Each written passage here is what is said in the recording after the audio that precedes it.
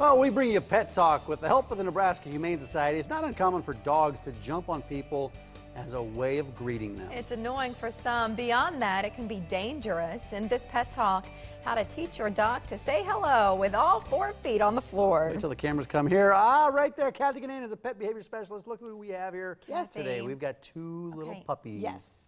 All right, let's just get this going. Kate, who's the other one? Kate and Maggie. Maggie is the little black one. Yeah. Kate's the little brown one. Sweet girl, I'm going to turn you to the camera. They're about 9 weeks old.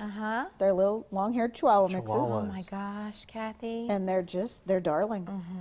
And they've been Were they born at the shelter? Or they were born in foster care. And they're sisters. They are sisters, yes.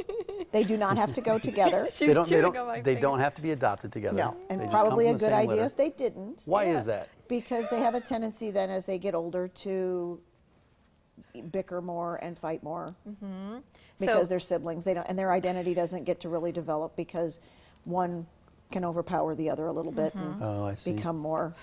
You know, Maggie's a more calm personality. Kate's a little more high-strung. Ready to go. Well, that's Kate. You're looking at Kate now, and I've got Maggie. So is there anything we need to know, Kathy, about them, just as the breed goes, as their age goes, kind of a heads up to their next family? They're not going to be big dogs. I would be surprised if they're much more than 5 pounds. Generally, I was going to say 2 pounds. I mean, the little Chihuahuas are not that big. No, they're not. They're not going to be big dogs at all. So, you know, a family with kids that are older, because if somebody falls on them, it not being mean, but they would really be hurt. You know, they'll have to be built up to walking. Yes, she nibbled on me. She does nibble on my thumb. And they've got those little razor blade teeth. They're puppies, they do too. You know? And you can offer her that towel, but she thinks fingers are better. Yep, I have noticed. These dogs, you know, I think maybe with a small, because my mom has a few Chihuahuas, and really with them, it's they get under your feet. Yes. Because they're so small, so you got to look out for that. Yes. Bigger dogs like Mike and Miley, if she jumps up on you, that could be an issue if you're unstable. Because they can knock you over. Yeah, and that's a bad thing. So what do we do? How do we teach our dogs to greet people properly? And you have to work at this, though. Really. You do have to work at it because a natural reaction for them is to jump. You know, that's kind of how they greet each other. But we need to teach them what we want. You know, little guys like this, if they sit, it's really hard for people to pet them. You know, so we have to come up with a way to make it easy for them.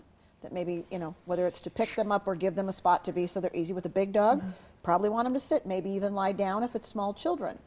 But we need to teach them that, number one. And I've heard you recommend that you need to practice this quite often, but you have somebody go ring the doorbell. When the doorbell rings, the dog's reaction should be to teach them to go to a certain spot when the doorbell rings and sit there. Now, can you do that all at once? No, you need to go step by step, but you have to figure out first, where do you want your dog to be when the doorbell rings? You know, I don't want my dogs right at the door because what if they ran out the door and got hit by a car? Yeah. That happened in our neighborhood 2 weeks ago. Yes. I mean, and that's so sad. And it's a horrible accident is what it is. But if you teach your dog where you prefer that they are and practice with, number one, not when their favorite friend is at the door, but let them see someone go on the outside of the door that's in there so they're calm and you can get through to their brain. Something you practice every day? Yes. How often? 10 minutes, several times a day? 2 or 3 times a day. Just a couple times, couple rounds at a time, just a little bit so they build on it and they realize, oh, this is what we do. And different times of day. Otherwise, they may just associate that, oh, okay, so-and-so always comes over for coffee in the morning or something like that.